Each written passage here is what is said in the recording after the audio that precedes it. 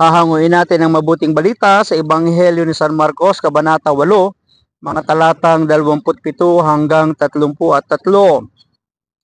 Noong panahong iyon, si Jesus kasama ang kanyang mga alagad ay nagtungo sa mga nayon ng Cesarea sakop ni Filipo.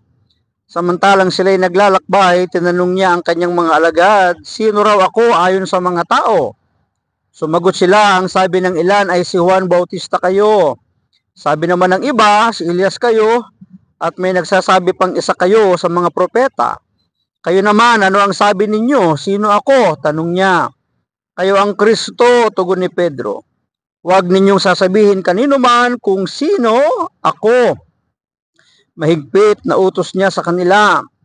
Mula noon, ipinaalam na ni Jesus sa kanyang mga alagad na ang anak ng tao'y dapat magbata ng maraming hirap.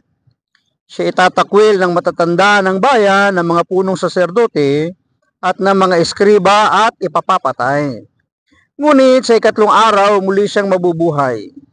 Paliwanag na sinabi niya ito sa kanila, kaya't niyaya siya ni Pedro sa isang tabi at sinimulang pagsabihan. Ngunit humarap si Jesus sa kanyang mga alagad at pinagwikaan si Pedro, "Lumayo ka, Satanas! Ang iniisip mo ay hindi sa Diyos, kundi sa tao."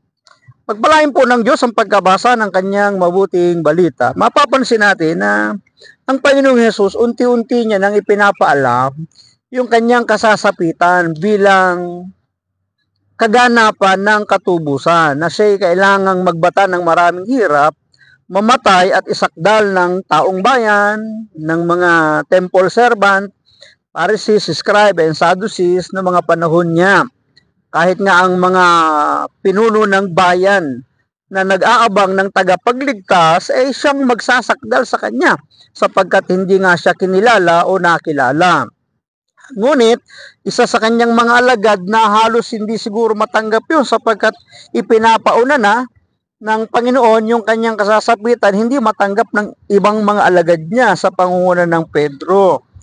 Hindi dapat mapigilan kung ano yung plano na dapat na matupad, na dapat ganapin ng ating Panginoon. Kaya, ano ang ginawa ng Pedro? Kinausap ang Panginoon na parang gustong pigilan.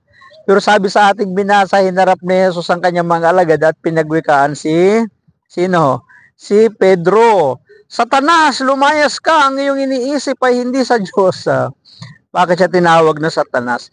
Hindi naman daw siya tinatawag na literal na Satanas sa kanyang pagiging Satanas, hindi. Sa pagiging Satanas ni Satanas, hindi. Kundi, alam naman natin na si Satanas, laging oposisyon yan Laging kontra yan sa mga plano at kalooban ng Diyos. So ang tinatawag na Satanas ni Jesus kay Pedro ay yung pagkontra, opposer kasi, di ba? Yung pagiging oposisyon. Hindi dapat mahadlangan na matupad at maganap yung pagpapakasakit, yung kamatayan ng ating Panginoon. Pero hindi naman sila pinapalungkot ng Panginoon kasi sinasabi pa nga ni Jesus na siya'y muling mabubuhay kahit na siya ay mamatay. Sa loob ng ikatlong araw, siya'y babalik, siya'y mabubuhay na maguli, di ba? So, hindi naiintindihan yun ng Pedro at ng ibang mga alagad. Pero kalaunan, naunawaan nila kung ano ang ibig sabihin ng ating Panginoon. So, puntahan na nga po natin yung pinakasusing salita dito sa ating libro. "Huwag ninyong sasabihin kanino man kung sino ako." Ayan, di ba? Kasi nag-census nga ang Panginoon. Napagkakamalan nga na siya ay isa sa mga propeta ng lumang tipan. Siya ay si Elias daw. May nagsabi namang siya ay si Juan Bautista. So nag-census. Ngayon, tinatanong naman ng Panginoon, sila direkta kasi sila ay laging kasama ng ating Panginoon. Kung ang sinasabi ng mga tao, isa siya sa mga propeta ng lumang tipan, katulad ni Juan Bautista sa bagong tipan, ni Elias sa lumang tipan, ang tanong naman niya ngayon ay, ako, sino ako para sa inyo? Anong masasabi ninyo? Sino ako para sa inyo? Yun, direkta na tinatanong sila kasi sila'y laging kasama. Totoo naman makikilala mo lang daw naman ang isang tao kapag siya'y palagi mong kasama. Araw-araw, umaga, gabi-gabi. Diba? Makikilala mo naman talaga ang isang tao kapag kayo tumira na sa isang bahay, pag nakasama mo ng matagal. Niloob ng Diyos na ipahayag ang kanyang sarili sa mga tao sa pamamagitan ng kanyang bugtong na anak na si Jesucristo. So ito yung pagre-reveal, paghahayag ng Diyos kung sino ba siya sa pamamagitan ng kanyang anak na si Jesus. Lahat ng kanyang ginawa at sinabi ay bahagi ng paghahayag ng Diyos sa tao. Kung totoo ito, nakapagtataka namang matapos siyang kilalanin ni Pedro, hinabili niya itong huwag ipagsabi kanino man. O nga naman, bakit nga pinagbili ng huwag ipagsabi kung sino siya? Sapagkat hindi pa yun ang panahon. Alam mo naman natin na may takdang panahon ang lahat ng bagay at yun ay alam ng ating Panginoong Yesus na dapat din nating malaman na may nakatakdang panahon sa lahat ng bagay. Maaaring hindi mo pa panahon na pagpalain.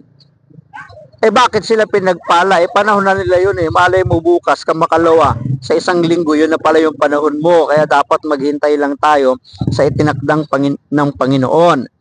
Bakit nga ba? Ayun, ang tanong doon. Bakit nga ba hinabilinan si Pedro na huwag ipagsabi?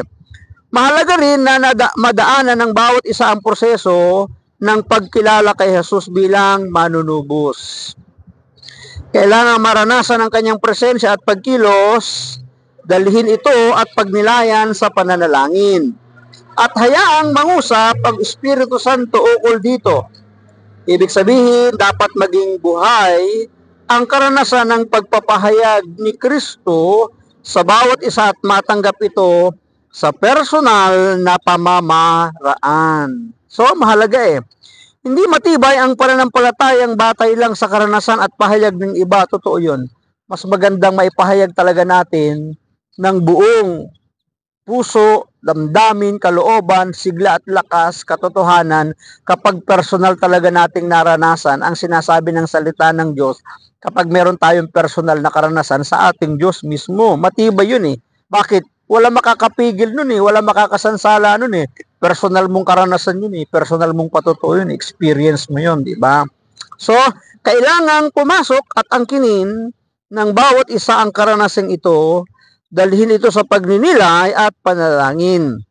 At kilalanin din ang presensya ng Diyos sa kanila mismong buhay. Kaya nga pag personal mong naranasan ang Diyos at ang kanyang mga salita, ang kanyang kapangyarihan, kapag ikaw ay nagpatotoo, personal na patotoo mo ito sa iyong buhay. Kaya nga hindi ka mangingimang sabihin yun Hindi ka mag-aalanganing sabihin yun. Bakit? Personal mong karanasan yun sa ating Panginoon Kasama natin si Kristo araw-araw, pagmasdan at pagnilayan ang pagkilos ni Kristo sa ating buhay at kilalanin kung sino siya. Ano yon? Pagmasdan at pagnilayan ang pagkilos ni Kristo sa ating buhay at kilalanin kung sino siya. Kaya nga araw-araw, dapat maranasan natin, makita natin yung kanyang paggalaw, yung kanyang pagkilos, yung kanyang paggawa sa ating buhay. At yung presensya ng ating Panginoon, kapag lagi nating kasama, palagi tayong may karanasan sa Kanya. Maraming salamat at pagpalain tayo palagi ng ating Panginoon. Ang akin lamang palaging sambit, hayaan natin na ang Diyos ang palagi ang maging Diyos ng ating buhay. Bye-bye and bye-bye. Thank you, God, for everything.